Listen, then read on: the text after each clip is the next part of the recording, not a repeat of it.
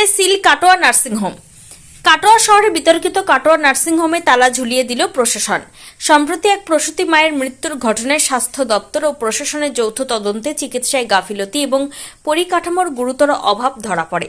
এরপরই সিএমওএইচ দপ্তরের নির্দেশে সোমবার নার্সিংহোমটি অনির্দিষ্টকালের জন্য সিল করে দেওয়া হয়। অভিযোগ, সিজারিয়ান অস্ত্রোপচারের পর প্রসূতির শারীরিক অবস্থার অবনতি হলে তাকে কাটোয়া মহকুমা হাসপাতালে পাঠানো হয়।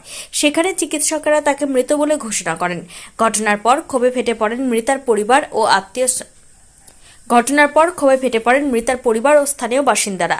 তদন্তের পর কাটোয়া মহকুমা হাসপাতালের সুপার ডক্টর বিপ্লব মণ্ডল জানান, নার্সিংহোমটিতে নিরাপদ ডেলিভারির মতো প্রয়োজনীয় পরিকাঠামো ছিল না।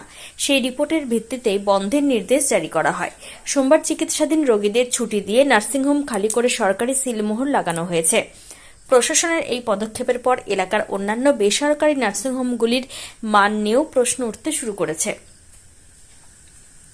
কাটোয়া থেকে শঙ্কু কর্মকারের রিপোর্ট, ক্রাইম প্রেস বেঙ্গল। দেখা গেল কাটোয়া কাছাই রোডে কাটোয়া নার্সিংহোম বলে একটি নার্সিংহোম আজকে সিল করা হলো, কি বিষয়? নার্সিংহোমটিতে জানেন রিসেন্টকালে একটি মৃত্যুর সঙ্গে জড়িত ছিল। তাতে বিভিন্ন স্বাস্থ্য দপ্তর এবং জেনারেল অ্যাডমিনিস্ট্রেশন থেকে যৌথভাবে, তাছাড়া স্বাস্থ্য দপ্তরে আলাদাভাবে ইন্সপেকশন হয়েছে। তাতে যা রিপোর্ট এসছে যে পরিকাঠামোগত প্রচুর অভাব আছে।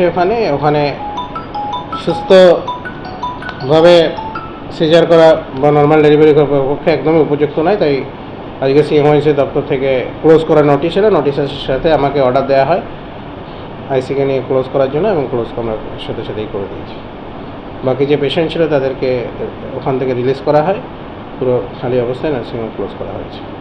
এর আগে যেটা শুনতে পেয়েছিলাম যে এই নার্সিংহোমের যে লাইসেন্স, সেই লাইসেন্সটা রিনুয়াল জমা করেছিল, এরকম কিছু একটা শুনতে পাওয়া যাচ্ছে, কি বলবেন?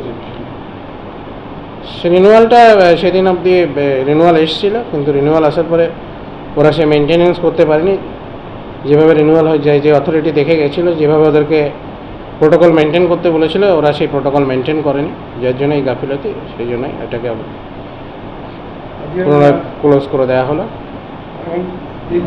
অনির্দিষ্টকালের জন্য এটা ক্লোজ থাকবে। একটা কথা হচ্ছে স্যার, ওই এতদিন ধরে তো ব্যবসাটা বা নার্সিংহোমের যেসব কাজকর্মগুলো হচ্ছিল, এগুলো তো কি পুরোপুরি বিনা লাইসেন্সে বা অবৈধভাবে? না, লাইসেন্স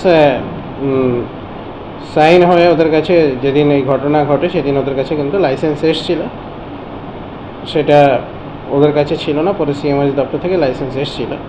প্রথম অবস্থায় আমাদের কাছে আমরা যেটা জানতে পেরেছিলাম যে লাইসেন্স ওদের কাছে নেই, কিন্তু পরে 3টের সময় ওদের কাছে লাইসেন্স আছে আপার লেভেল থেকে।